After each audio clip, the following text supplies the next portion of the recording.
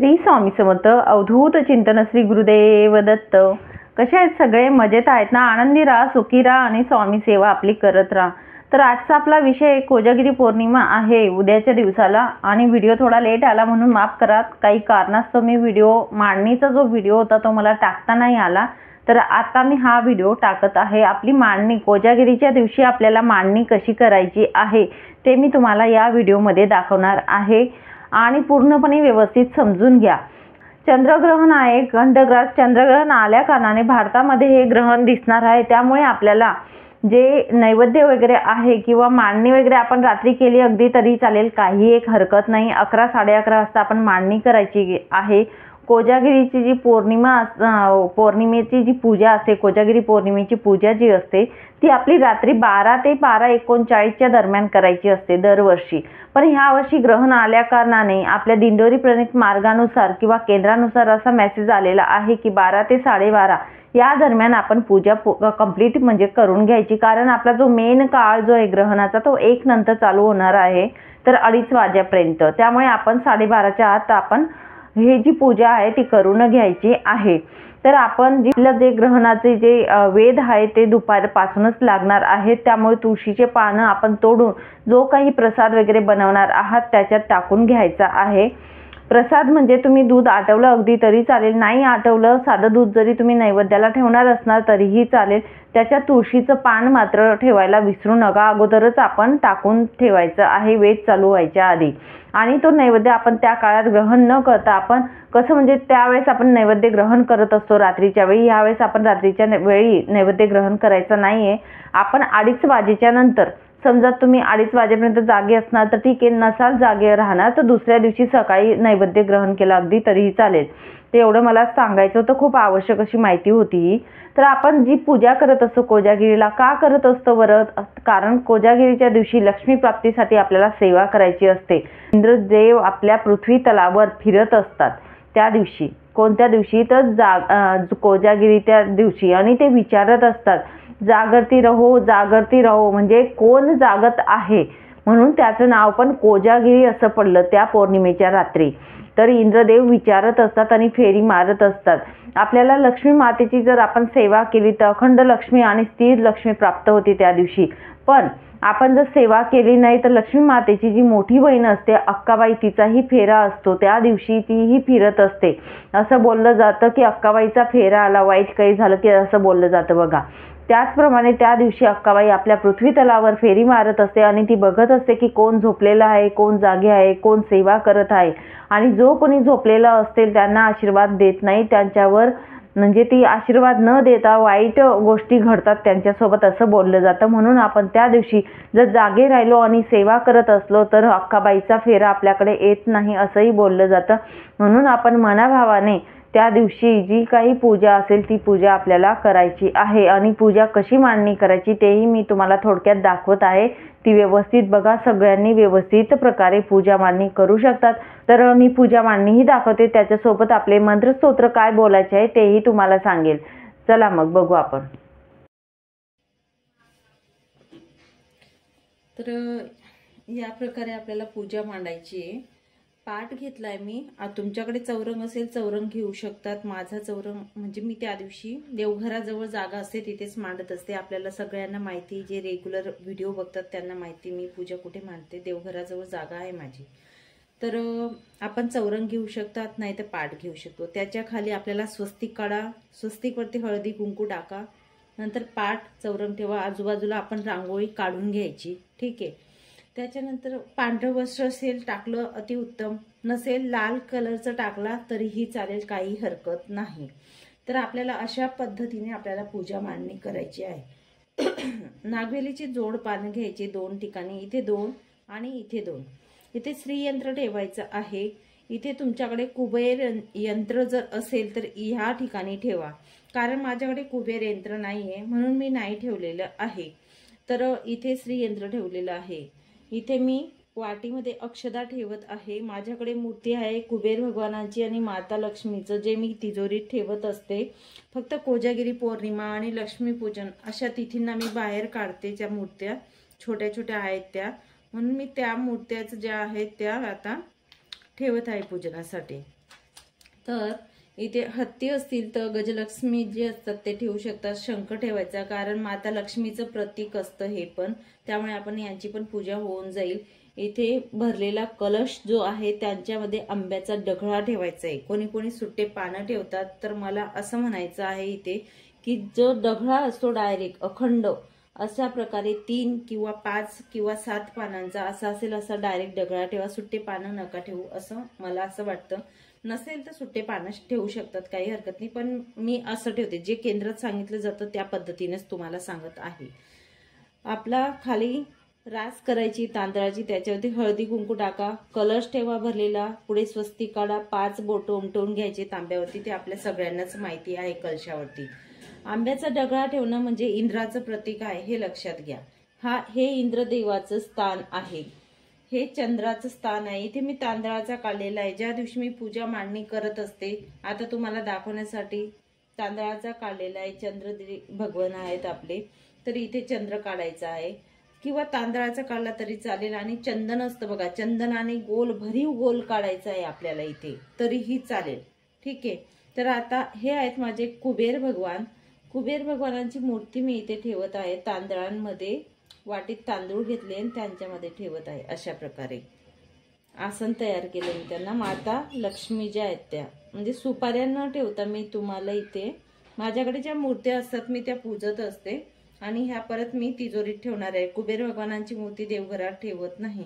अशा प्रकारे आपल्याला स्थापना करायची. दिवा प्रज्वलित करून घ्यायचा आहे. तेलाचा दिवा असला आपल्या उजव्या हाताला येतो.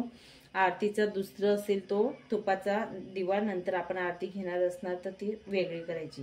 अशा प्रकारे आपल्याला पूजा मांडणी करायची आहे.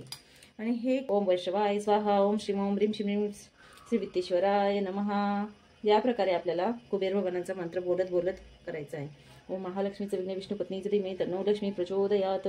ओम महालक्ष्मीचं विघ्न विष्णू पत्नीचं धीमहि तन्नो लक्ष्मी प्रचोदयात. श्रीयंत्राची सगळ्यांची पूजा करून घ्यायची आहे. गजलक्ष्मी. ओम महालक्ष्मीचं विघ्न विष्णू पत्नीचं धीमहि तन्नो लक्ष्मी प्रचोदयात. कलशामध्ये हळदी कुंकू टाकायचं आहे आपल्याला. इंद्रदेवाय नमः. अशा प्रकारे नंतर चंद्र आहे, चंद्राला पण हळदी कुंकू वाहायचं आहे. आणि तसंच शंख आहे, शंखाला हळदी कुंकू वाहतात, अक्षदा वाहत नाही, हे लक्षात ठेवायचं नेहमी. घंटा असेल, घंटाची पूजा करायची. या प्रकारे आपल्याला पूजा करायची. दिवाचं मी आधी पूजा करून दिवा प्रज्वलित केलेला होता. तर या प्रकारे पूजा मांडणी करायची आहे. फुलं असतील, फुलं वाहायची आहेत आपल्याला. आता फुलं वाहून घ्यायची. फुलं असतील, वेणी असेल आपल्याला, श्रीयंत्र महालक्ष्मी मातेला आपण वेणी वाहू शकतो. सगळ्या पांढरे फुलं असले तर अतिउत्तम वाहायचे. आणि ही मांडणी आपल्याला 11 11:30 पर्यंत करा. खंडग्रास चंद्रग्रहण असल्या कारणाने आपल्याला 12 ते 12:30 या कालावधीमध्ये जे मंत्रस्तोत्र आहेत ते बोलायचे आहेत, हे लक्षात घ्या. त्याच्यानंतर पूजेला चालणार नाही. जे दिंडोरी प्रणित आपला आलेला मेसेज त्याच्यावरूनच सांगते मी तुम्हाला. तर ही मांडणी आपण 11 11:30 पर्यंत मांडून घ्यायची. सगळ्यांना फुलं वगैरे व्यवस्थित वाहायची. अशा पद्धतीने मांडणी कंप्लीट करून ठेवायची. आपण फक्त आपल्याला मंत्रस्तोत्र बोलायची नंतर मग दाखवायचं आहे. दूध आटवलेलं जे असतं ते दूध आपण इथे ठेवायचं आहे. दुधाचा नैवेद्य दाखवताना इथे भरीव पाण्याचं मंडल काढायचं, त्याच्यात तुळशी पान टाकायचं आणि हा नैवेद्य दाखवायचा आहे. जे आटवलेलं दूध असतं ते इथे आपण नैवेद्य दाखवायचं आहे. तर अशा प्रकारे आपल्याला हा जो नैवेद्य राहील हा मात्र आपण घरातल्या लोकांनीच ग्रहण करायचा आहे. बाहेरील कोणीही व्यक्ती असेल त्यांना तो नैवेद्य द्यायचा नाही. हा जो नैवेद्य असतो तो आपण घरातल्यांनीच घ्यायचा आहे. नैवेद्य दाखवल्यानंतर त्याच्यानंतर आपल्याला एक प्रार्थना बोलायची आहे. ती मी आता बोलते आणि इथे तुम्हाला फ्लॅश पण होईल, ती तुम्ही लिहू शकता. ऋणम रोगादी दारिद्र्यम अपमृत्युभय शोक मनस्ताप नाशयंतु मम सर्वदा, असं बोलायचं आहे. ह्या 2 ओळी जी प्रार्थना आहे ती बोलायची आहे आपल्याला. तर ठीक आहे. आणि हा नैवेद्य मी परत सांगेल तुम्हाला, हा आपण स्वतःच ग्रहण करायचा आहे. तुमच्याकडे कुबेरांची मूर्ती नसेल, महालक्ष्मी मातेची मूर्ती नसेल, माझ्याकडे आहेत म्हणून मी ठेवलेले आहे. तुम्ही मात्र सुपाऱ्या ठेवू शकतात. ज्या सुपाऱ्या आपण मांडणीला ठेवणार आहोत त्या सुपाऱ्या आपण सांभाळून ठेवायच्या. पुढच्या वर्षी कोजागिरी पौर्णिमा जेव्हा असेल तेव्हा त्या सुपाऱ्या आपल्याला तिथे ठेवायच्या आहेत पूजनाला, एवढं सांगेल. परत महालक्ष्मी आपण जी पूजा करत असतो दिवाळीच्या वेळेस, लक्ष्मीपूजनच्या वेळेस जेव्हा कुबेर भगवानांची स्थापना करतो तेव्हाही ती सुपारी जी आपण कुबेर भगवानांच्या रूपात तिथे मांडणार आहोत ती सुपारी आपण लक्ष्मीपूजनच्या दिवशीही मांडायची आहे. त्या पूजेला चालेल. नंतर आपण ती तिजोरीत ठेवून देऊ शकतात. तर फक्त एवढं करायचंय. माझ्या मूर्त्यात तुम्ही सुपाऱ्या मांडू शकतात. तुमच्याकडे कुबेर यंत्र असेल इथे स्थापित करा तुम्ही पुढे. माझ्याकडे श्री यंत्र आहे, मी इथे श्री यंत्र महालक्ष्मी मातेच्या समोर ठेवलेलं आहे. पहा कोणत्या असतात बघा. श्री स्वामी समर्थ या मंत्राचा 11 माळी जप असतो. तर 11 माळी न घेता यावेळेसच सांगते मी, दरवेळेस आपल्याला ही सेवा करायचीच आहे. पण आपल्याला म्हणजे दिंडोरी प्रणीत जो मेसेज आलाय त्याच्यावरून मी तुम्हाला सांगते, यावेळेस आपल्याला दिंडोरी मार्गानुसार मेसेज आलेला आहे की ग्रहण असल्या कारणामुळे आपली सेवा 12 ते 12:30च्या आत व्हायला पाहिजे. म्हणून आपल्याला 11 माळी श्री स्वामी समर्थ महाराजांचा मंत्र घ्यायचा होता, तर तो 1 माळ घ्यायचा आहे.